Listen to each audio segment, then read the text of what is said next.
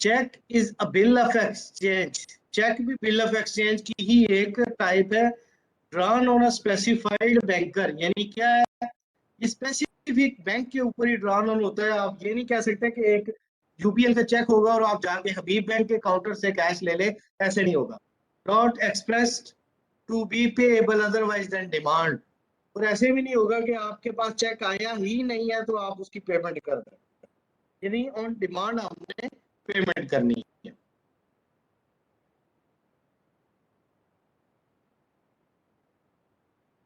Requisites of a check क्या है जी?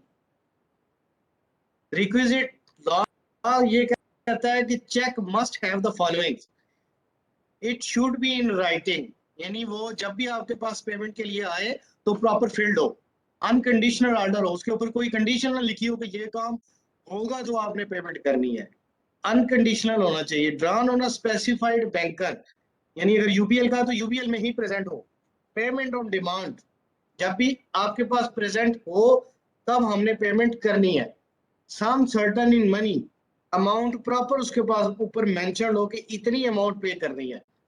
Payable to a specified person, जिसका नाम लिखा हो या जो उसका बियरर हो उसी को ही हमने उसकी पेमेंट करनी है।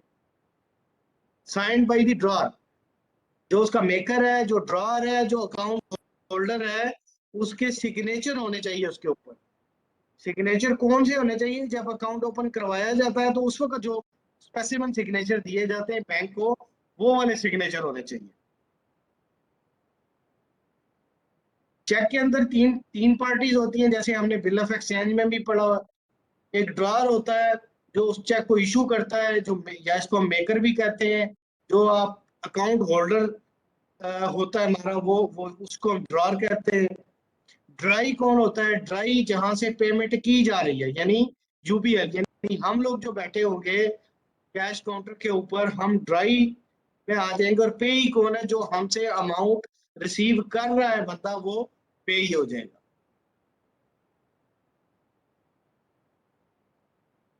Mr. Irfan has given a cross check of UBL for his bank Alfala personal loan payment of rupees 45,000. इसमें पे ही कौन होगा? Bank Alfalah. Alfalah bank. Exactly. और ड्राई कौन होगा? जैसे भी हम ही होंगे सर। यूबीएल यूबीएल होगा। यूबीएल। ड्रार कौन होगा? मिस्टर इरफान। इरफान होगा सर। क्या बात, very very well done, Irfan. Very well done जी, शाबाश।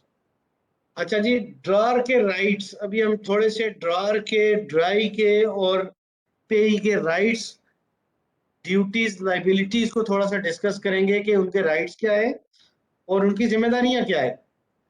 ड्रार के राइट्स क्या है? ड्रार का पहला राइट है कि draw cheque against available balance, यानी अकाउंट होल्डर के अकाउंट में जितनी अमाउंट पड़ी हुई है, ये उसका राइट है कि वो अमाउंट सारी निकलवा ले।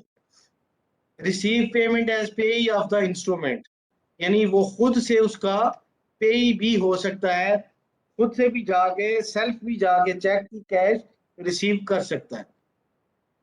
और अगर कोई गलत पेमेंट हो गई या बैंक ने गलत चेक वापस कर दिया तो उस सूरत में वो बैंक को कोर्ट में सू भी कर सकता है। इसी तरह लाइबिलिटीज या ड्यूटीज है की, वो क्या है? जब मैं चेक को फिल करूं तो मैं प्रॉपर फिल करूं। To draw cheques by avoiding the chances of fraudulent alterations, यानी उसमें मैं कोई जगह खाली ना छोड़ूं, उसको मैं कटिंग ओवर राइटिंग ना हो, amount words and figure proper लिखी हो, साइंड हो। ठीक है जी, मैं उसको ऐसे फिल करूं कि उस पे के ऊपर कोई अल्टरेशन ना हो सके। Present the cheque during banking hours, जो बैंक का टाइम होता है, ये मेरी जिम्मेदारी है कि विंग अकाउंट होल्डर में उसी टाइम पे जाके उस चेक को विड्रॉ करवाऊं जो बैंक की टाइमिंग्स है। Ensure the security of cheque book and ATM card, अपने चेक बुक और एटीएम की हिफाजत करना मेरी अपनी जिम्मेदारी है, ये बैंक की जिम्मेदारी नहीं है। अब ड्राई के क्या राइट्स हैं, यानी हमारे बीइंग अ बैंकर हमारे क्या राइट्स हैं? लॉ हमें ये प्रोटेक्ट करता है कि हम to return return the check unpaid if found any valid justification or ground to do so. अगर उसके अकाउंट में बैलेंस नहीं है हम उसे चेक वापस कर देंगे। अगर उसके साइन मैच नहीं हो रहे हमारे पास हम उसको चेक वापस कर देंगे, पेमेंट नहीं करेंगे। अगर चेक फटा हुआ है हम चेक वापस कर देंगे। अगर डेट सही नहीं है हम चेक वापस कर देंगे। ठीक है जी। यानी किसी भी वैलिड ग्राउंड के ऊपर किसी भी वैलिड रीजन के साथ हम चेक वापस कर सकते हैं। टू चार्ज फॉर सर्विसेज, जैसे मैंने शुरू में बताया था, अगर हमने चेक बुक इशू की है, अगर हमने एटीएम कार्ड इशू किया है, या उसने हमारे पास एक चेक जमा कराया है जिसकी हमने कभी बैंक से या किसी दूसरे बैंक से कलेक्शन लेके उसके अकाउंट में क्रेडिट करना है, तो उसके अगेंस्ट हम उसे चार्जेस रिसीव करेंगे। To be treated as discharge from its liability if payment was made in good faith and without negligence।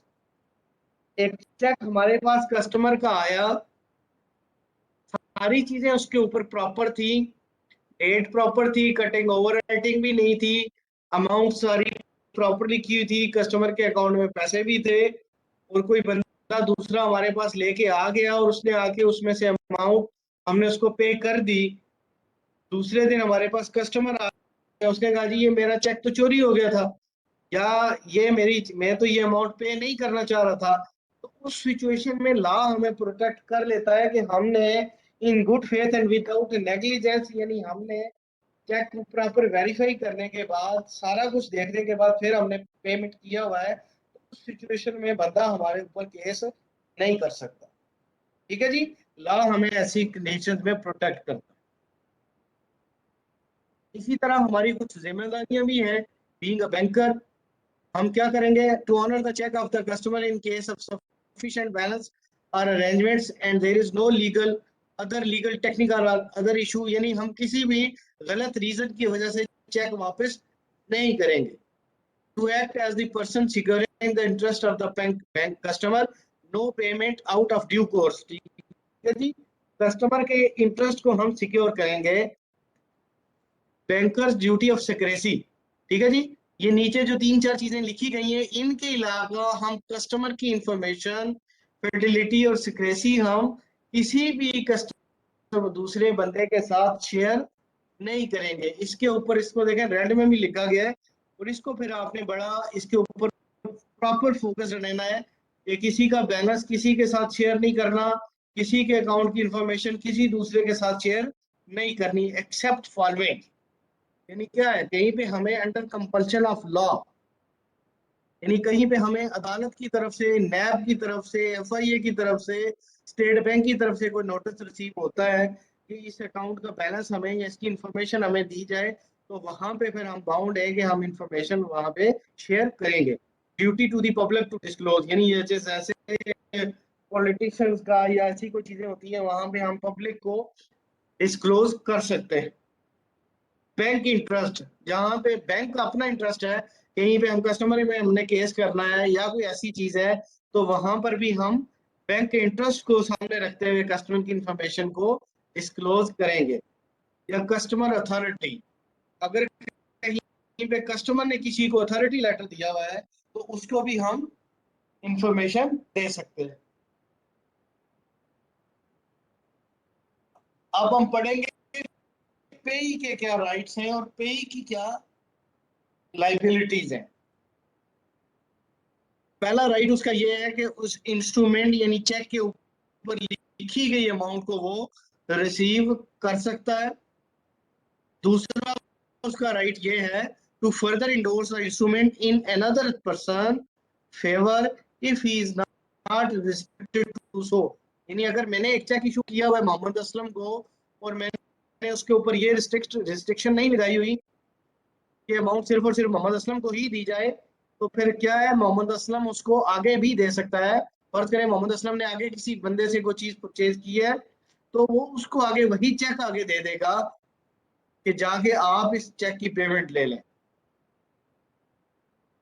Duties या लायबिलिटीज पे की क्या है? To present the cheque during banking hours, और दूसरी चीज to avoid any unethical practice, यानी transferring any instrument to another person for unlawful consideration. जैसे मैंने आपको ऊपर बताया कि मोहम्मद असलम ने कोई चीज अगर किसी से परचेज की है तो वो उसको फर्दर चेक दे दे, लेकिन अगर उसने कोई गलत एक्टिविटी की है, यानी अगर कोई स्मगलिंग के अगेंस्ट किसी को चेक दे रहा है तो वो फिर गलत है। उसकी लायबिलिटी है कि उसने उसको इंश्योर करना है कि कोई अनलॉफुल एक्टिविटी तो नहीं हो रही जिसके अगेंस्ट वो चेक दूसरे को फिर नहीं देगा।